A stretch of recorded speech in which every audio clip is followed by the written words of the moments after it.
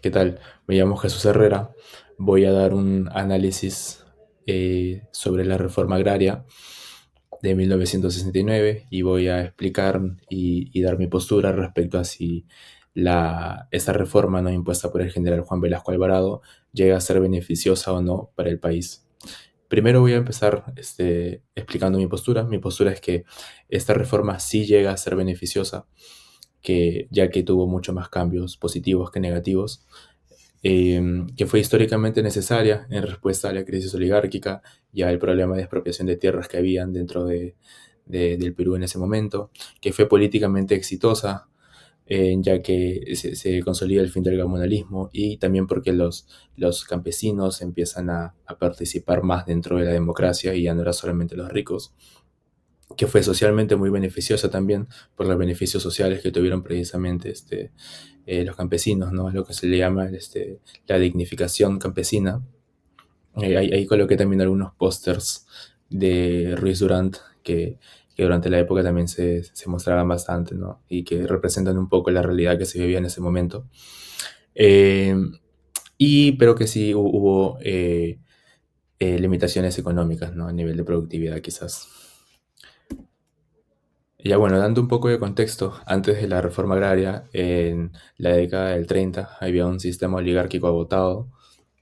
En 1950 había una concentración extrema de tierras, había un pequeño número de familias que eran los que dominaban todo, ¿no? Entonces se habla también de un semifeudalismo. En 1960, con la crisis de la legitimidad estatal, y bueno, todo esto genera, ¿no? De que se necesita un cambio y la reforma agraria es la que surge a raíz de, bueno, como respuesta ante lo que se estaba viviendo. Ya dentro del desarrollo voy a tocar tres puntos clave, bueno, tres aspectos: aspecto político, económico y social, y voy a empezar con el político. En primer aspecto quiero hablar sobre el fin del gamonalismo, ¿no? Como nos mencionan en las lecturas Piz y Romero, el poder estaba centrado en los gamonales, que eran estos terratenientes, ¿no? Que controlaban todo desde sus haciendas.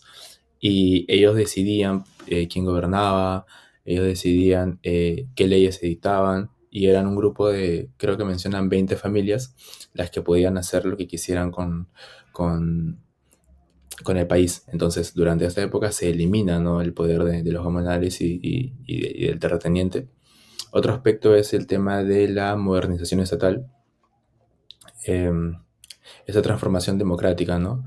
Y la integración política de las masas rurales. Durante esta época también lo que sucede es que ya no eran solamente los ricos, ¿no? Los que pudieran participar en las decisiones democráticas, y esto hace que, o sea, consolida un poco más el Perú democrático, en el sentido de que los campesinos, ¿no? Quienes al final en ese entonces, bueno, eran la mayoría en el país, también podían ser considerados dentro de cada decisión política que había. Otro punto importante es que también durante esta época el Estado peruano, bueno, muy apoyado por los campesinos, ¿no?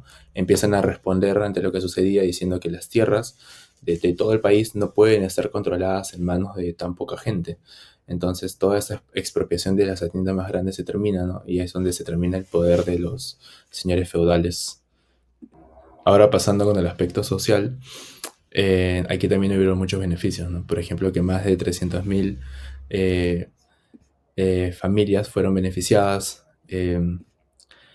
Muchos de estos campesinos recibieron tierras, que voy a tocar ese tema un poquito más adelante. Otro tema es el fin de la servidumbre, ¿no? Y de la eliminación del sistema feudal. Lo que ocurría era que prácticamente los campesinos trabajaban bajo un sistema de esclavitud, ya que el trabajo que hacían era prácticamente gratis para los patrones, ¿no? Entonces, incluso en el texto no explican que prácticamente trabajaban como siervos, debido a que no existía un pago digno.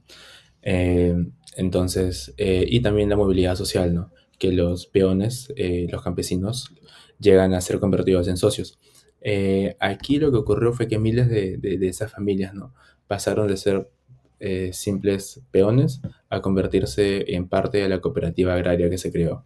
Entonces era como que pasaban de ser empleados de un dueño a ser dueños de las empresas donde trabajaban porque les ofrecían, ¿no? Como parte del pago también que ellos puedan tener un espacio de tierra que ellos podrían trabajar, sacarles beneficios para ellos mismos. Ya posteriormente ocurrieron también problemas por ese aspecto, pero bueno, fue un gran progreso.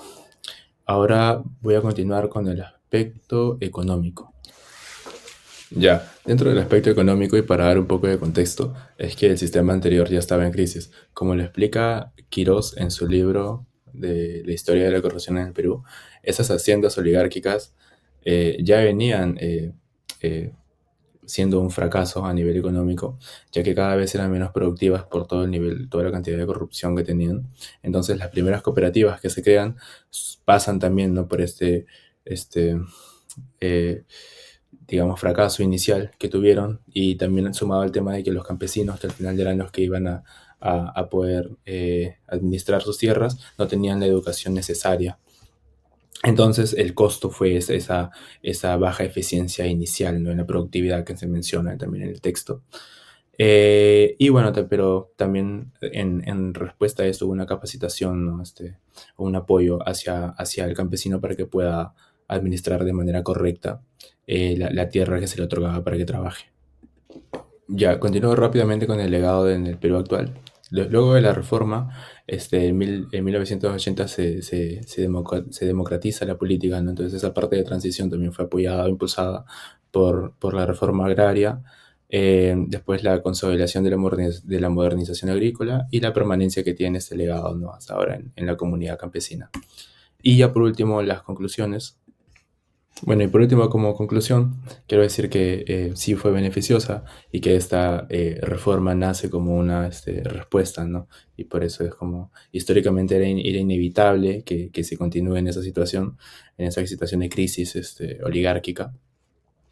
Entonces eso genera una respuesta, ¿no? Que es esa transformación social, esa necesidad de dignificar al campesino, lo que posteriormente conlleva también, ¿no? Que hay que las estructuras, ¿no? Oligárquicas, feudales, de expropiación de tierras tengan que ser exterminadas y que todo esto concluya, ¿no? En que el Perú se vuelva más democrático, que pueda incluir a todas las comunidades dentro de las decisiones que se vayan a tomar a nivel de todo el país. Y por tanto, por todo lo que acabo de mencionar, fue muy beneficiosa, a pesar del costo económico que mencioné anteriormente, ¿no? Y por último quería mencionar también las dos fuentes académicas que tuve, que bueno, fue el libro de Quirós, de la historia de la corrupción en el Perú, y el texto, bueno, los textos que hubieron durante las semanas, ¿no? De la política en el Perú en el siglo XX. Eso es todo. Saludos, muchas gracias por escuchar. Chau, chau.